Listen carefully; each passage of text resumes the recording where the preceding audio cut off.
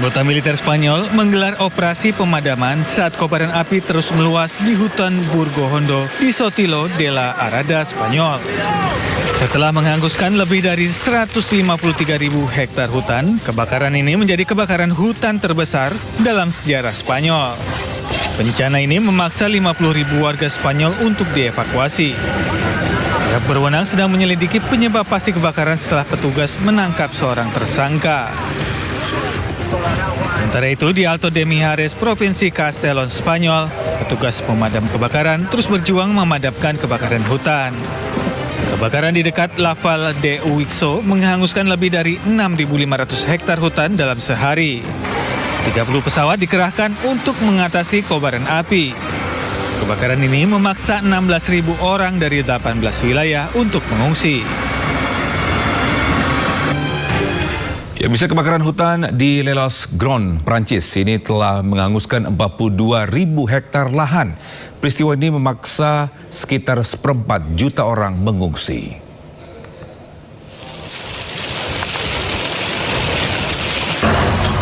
...2.500 petugas damkar dikerahkan untuk memadamkan api yang melalap lahan dan permukiman warga di Bordeaux, Prancis.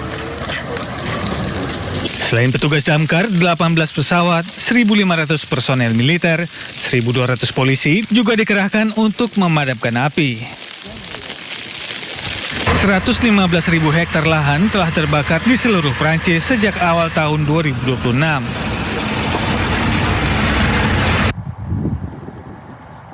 Sejumlah relawan berjibaku memadamkan bara api usai kebakaran melanda Giron, Prancis. Setidaknya 250 rumah telah hangus terbakar di seluruh Giron. Kebakaran di Giron juga menghanguskan 42.000 hektar lahan. En fait, on arrose les tours pour éviter que ça reparte.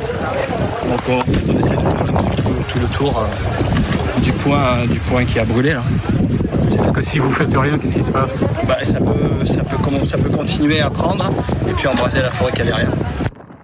Sebanyak 175 rumah di kota La Porte, Bordeaux, Prancis hancur usai kebakaran melanda wilayah ini. Akibat bencana ini, 250.000 orang di Prancis terpaksa dievakuasi. Pemirsa, topan Nol menerjang kota Huizhou, Provinsi Guangdong, China. Peristiwa ini pun membuat aktivitas warga terganggu. Ya, topan Nol membawa hujan lebat, angin kencang dan gelombang laut tinggi menerjang kota Huizhou dan seluruh provinsi di Provinsi Guangdong, China. Sejumlah rekaman video menunjukkan hembusan angin kencang dan hujan deras menerjang berbagai lokasi termasuk fasilitas pembangkit listrik. Menurut pihak berwenang, topan Nol yang ke-12 tahun ini mendarat di Huizhou sejak Minggu pagi, membawa cuaca buruk ke Guangdong dan Provinsi Fujian.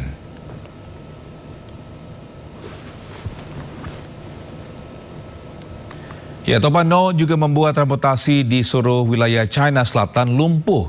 Evakuasi massal pun dilakukan pemerintah China untuk menghindari jatuhnya korban jiwa.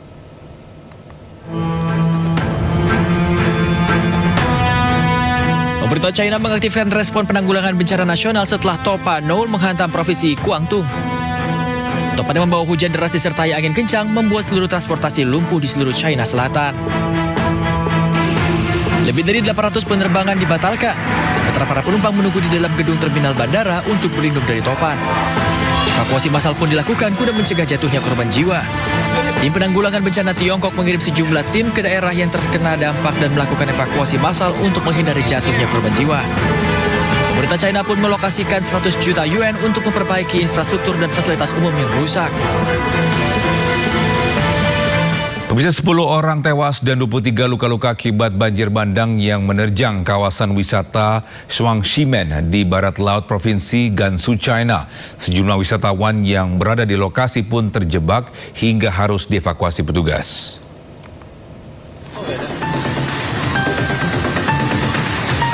Rekaman video menunjukkan air banjir menerjang lokasi wisata Shuangximen di barat laut Provinsi Gansu, China.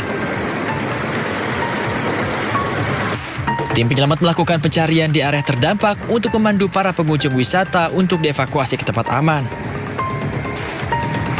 Sedikitnya 10 orang tewas dan 23 orang lain mengalami luka-luka saat banjir bandang menerjang kawasan wisata Shuangshimen, Provinsi Gansu, China.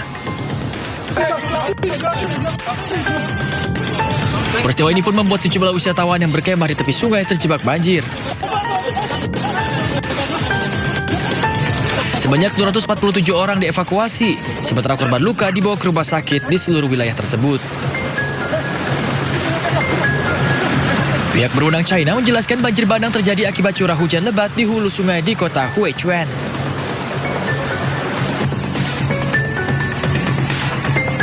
Sementara itu, banjir bandang menerjang negara bagian Assam di India. Banjir menghancurkan bangunan hingga puluhan orang dilaporkan hilang karena terseret air.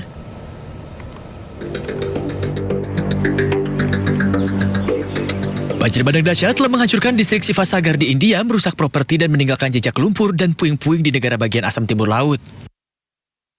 Bangunan runtuh, kendaraan hancur, dan tumpukan puing berserakan saat warga setempat memeriksa dampak bencana tersebut. Seluruh titik kota tersebut terendam dalam hitungan jam ketika air banjir menerjang daerah tersebut.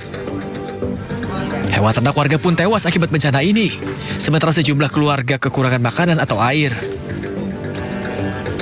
Warga setempat mengatakan beberapa orang hanyut terseret banjir.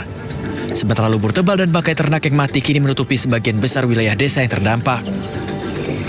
Pihak berwenang mengaitkan banjir tersebut dengan curah hujan ekstrim dan hujan deras yang dilaporkan terjadi di perbukitan Nagaland.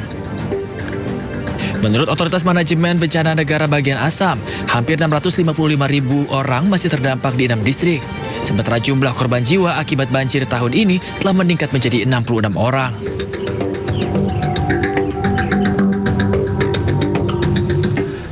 Pemirsa, 45 orang berhasil diselamatkan setelah sebuah kapal kargo Vietnam tenggelam akibat cuaca buruk Laut China Selatan.